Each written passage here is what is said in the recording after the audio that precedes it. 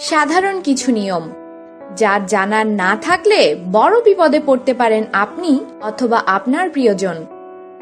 Gas সিলিন্ডারের সঙ্গে যে রাবারের পাইপটি থাকে সেটিতে আইএসআই ছাপ থাকা বাধ্যতামূলক, কিন্তু তার সঙ্গে আরও একটি বিষয় খেয়াল রাখুন, গ্যাসের পাইপটি যেন দৈর্ঘ্যে 1 থেকে 1.5 ফুটের বেশি লম্বা না হয়, সেক্ষেত্রে পাইপ পরীক্ষার সময়ে অসুবিধা হবে।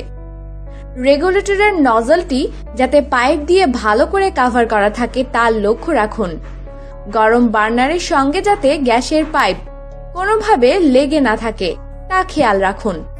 পাইপটি নিয়মিত ভেজা কাপড় দিয়ে পরিষ্কার করুন, কিন্তু ভুলেও সাবান জল ব্যবহার করবেন না। 2 বছর অন্তর অবশ্যই পাইপটি বদলে ফেলুন।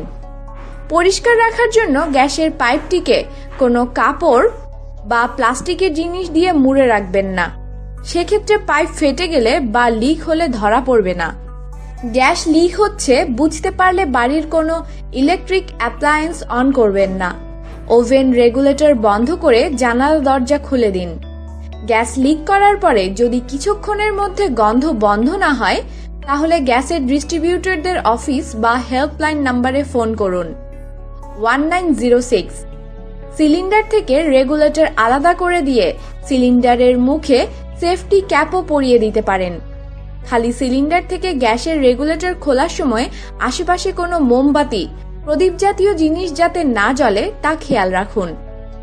একটি ঘরে 2টি সিলিন্ডার রাখার জন্য অন্তত 10 বর্গফুট জায়গা থাকা জরুরি। এমন জায়গায় সিলিন্ডার রাখবেন না যেখানে সহজেই তা অতিরিক্ত গরম হয়ে যেতে পারে।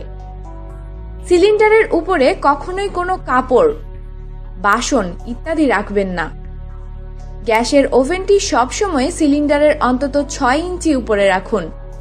ওভেনের উপর যাতে সরাসরি হাওয়া না লাগে সেদিকে লক্ষ্য রাখুন। আর আমাদের সাথেই থাকুন, সাবস্ক্রাইব করুন।